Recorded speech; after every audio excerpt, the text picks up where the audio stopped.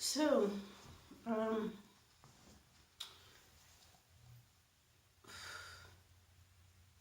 their uh,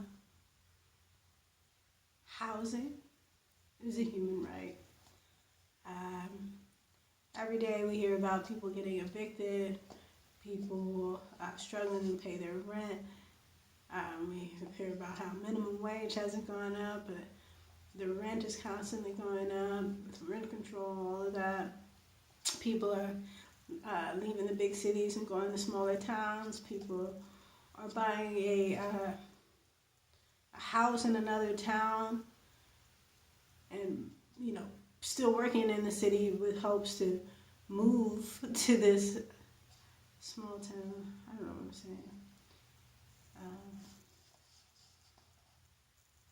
so I think we should talk about how housing is important and is a human right. We have a huge crisis. There's a huge homelessness crisis in America, and we all know why, based on the economy. Um, but my other concern for this project is addressing um, the issue of home and what does a home feel like.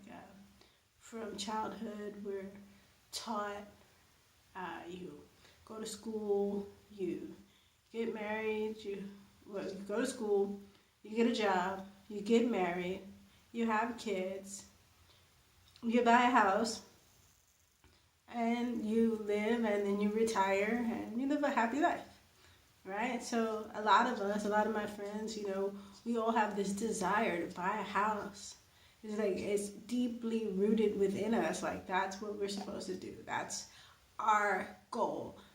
What part of the American dream is to accomplish that and achieve that. And a lot of us, um, you know, get older and we start thinking about these milestones that we haven't hit yet. And we start to beat ourselves up about certain things, um, which isn't good.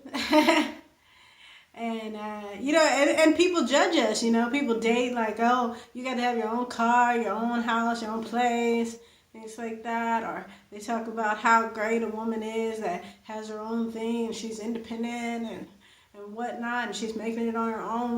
We associate these things with people, making it seem as if people that don't have those things aren't as important or let alone accomplished, which doesn't necessarily mean anything. A person can have a house and not be able to afford the house, right?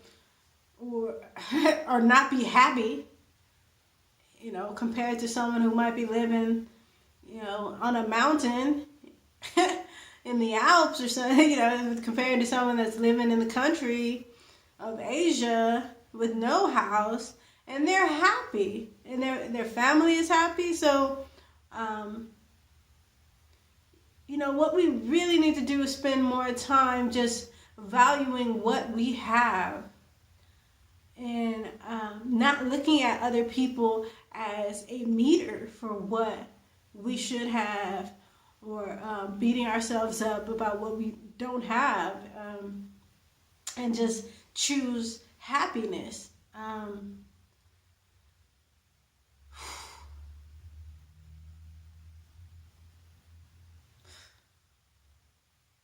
Choose happiness.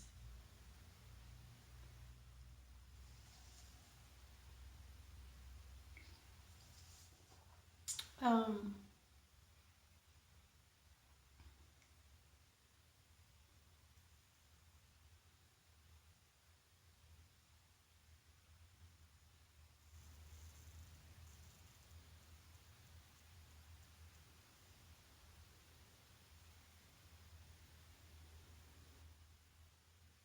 Shaking. It's cold in here. So today is December. It's okay. Today is December 6th. December 6th, 2019. It's December 6th, 2019. This is my probably last full day in the house. I'm hoping to leave tomorrow, but I'll probably leave Sunday. Um, I have been reflecting so heavily. Um, I tossed and turned last night, kind of fearing what's next. But I did get some sleep finally. I haven't been sleeping well for months now. Just transitioning. A lot of what I've been doing for the last few years is trying to make a way and trying to just figure it out. And I think what this goes back to is what I was talking about earlier, that formula of achieving the American dream. I've been, applying for jobs, trying to get a good job based on my degrees, or just trying to get a good job, so that I can provide, especially as a mother is being a mother without a spouse.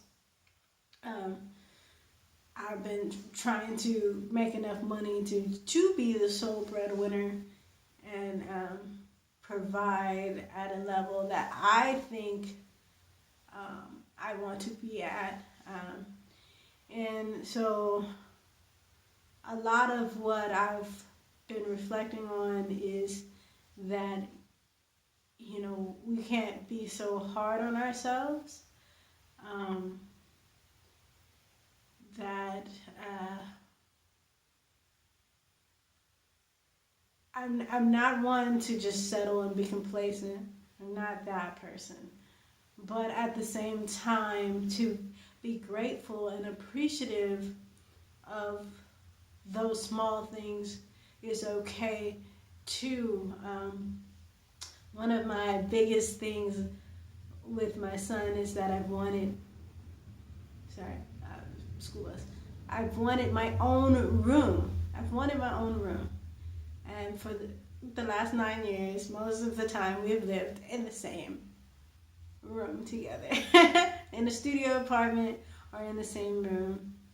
And even if the place had more than one room, we've stayed in the same room. So that's been a goal of mine. That's a personal goal. But I think that if we had a studio and make it work, he's getting all the kids should have their own room. I'm just going to ascribe to that. People, I don't want to live in the same room with my kid. I'm an adult. I'm a female. He's a boy. I would like separate bathrooms. I want that. That's a personal choice. And I want those things. And I don't think that I'm being ungrateful if I don't want to just settle for like a studio and one bathroom. Okay?